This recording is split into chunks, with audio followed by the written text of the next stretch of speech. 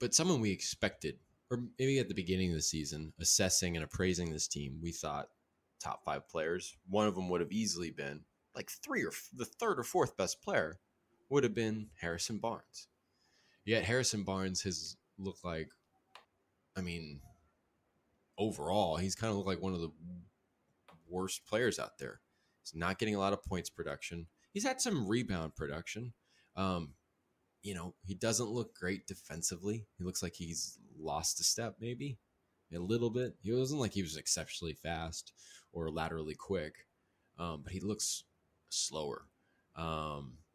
He's, making kind of boneheaded mistakes. He had a couple of silly turnovers against the Warriors, and he's also been missing free throws. Like, we talk about the free throw thing, and the Kings came back and hit free throws last night, but I think Barnes went like 4 of 7 from the line against Golden State.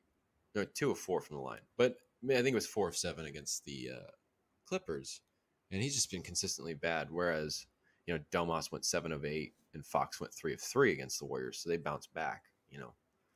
Barnes didn't really, and he just people keep saying he hasn't looked like himself, and it's just like, yeah. And it's just like, I don't know. I mean, like, Fox said, like, we got to make things easier for him as a team. And I'm like, I don't know. I mean, like, I've read a lot of people saying that he should be playing power forward, maybe even off the bench. Or, like, maybe there's, like, a schematic thing going on. But, like, I'm not sure. It's just, like, is he just off to a bad start? I'm not really sure what's going on. But he's just played really poorly. Do you have any idea? I mean, he's definitely looks like the oldest player on the team.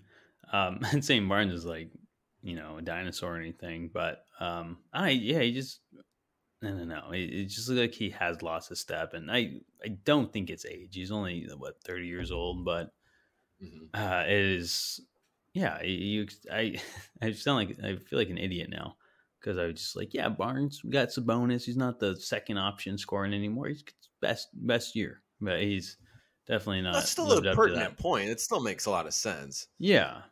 But I mean, and who's to say he won't? And it's very early, but he has not looked good these first 3 games. And like a note on that is that's why I was a little upset when we cut Bazemore. I don't know. I didn't feel like Akpala, Maneke, and Metu, all 3 deserved to make the team personally. I felt like that was a little, Brown being biased about his Nigerian players. And I feel like this is when having Kent Bazemore a legit 3 in this league, regardless of how he played last season on the Lakers, like, yeah, at least he's a legit 3 can plug in because Barnes does not look good. And I don't know. I kind of wish we had Bazemore at this moment. And, because I said we needed Bazemore to give Barnes rest. But, I mean, you also need Bazemore in case Barnes plays poorly, right? Or whatever.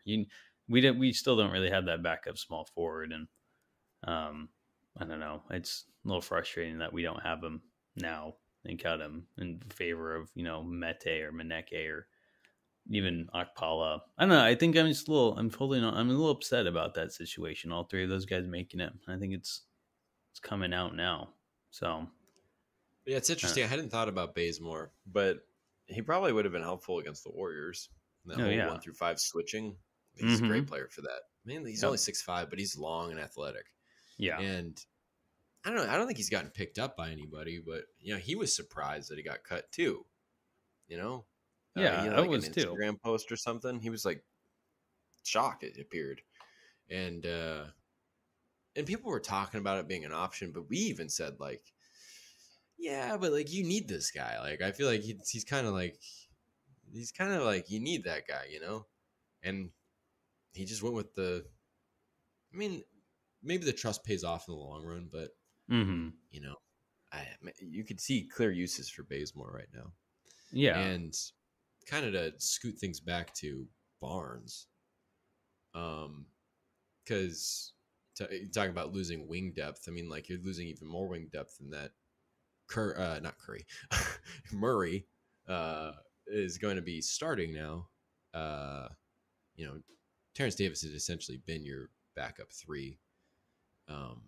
for the most part. I mean, because Murray's kind of been the starter, you know, in a Mm-hmm. way, getting Yeah. minutes wise. But like you're really kind of going full on with like Terrence Davis being your 3, maybe Okpala getting minutes in there as kind of like a backup in some sense. We'll see how much playtime. But Barnes, you're talking about the starting lineup there. It's like you almost want Barnes. Like I feel like you saw Barnes guarding Wiggins, and I don't think there were like moments where Wiggins blew up like Barnes or went by Barnes or anything like that. But like you almost wanted to see Barnes being a less like less like mobile, less athletic, I think, than Murray. In probably, I wouldn't say that like Murray's weak or anything like that. He can hold his own against 4s, but I almost would say Barnes is like a little stronger.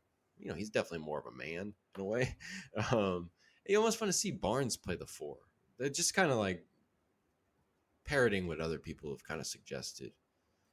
Maybe that helps in a way. Yeah, I mean, I think Barnes has historically played the 4 better than he has the 3, at least on the Kings. Like, I mean, their lineup of death, like, quote lineup of death, has always been when Barnes was at the 4, and maybe you move Murray to the 3 at least defensively, and yeah, have Barnes man that 4 position defensively, and Murray a little quicker than what Barnes is showing, and can keep up with those small forward wings instead of the power forwards, and maybe that'll help a lot. So um, I'm not opposed. I don't think Barnes should be coming off the bench at this point. Still too early, but maybe just switching.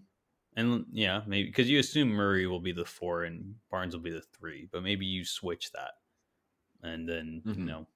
kind of have them play the same, but just switch up the guys they're guarding, I guess. So Yeah, we'll have to see. That is definitely Mike Brown and the coaching staff's job.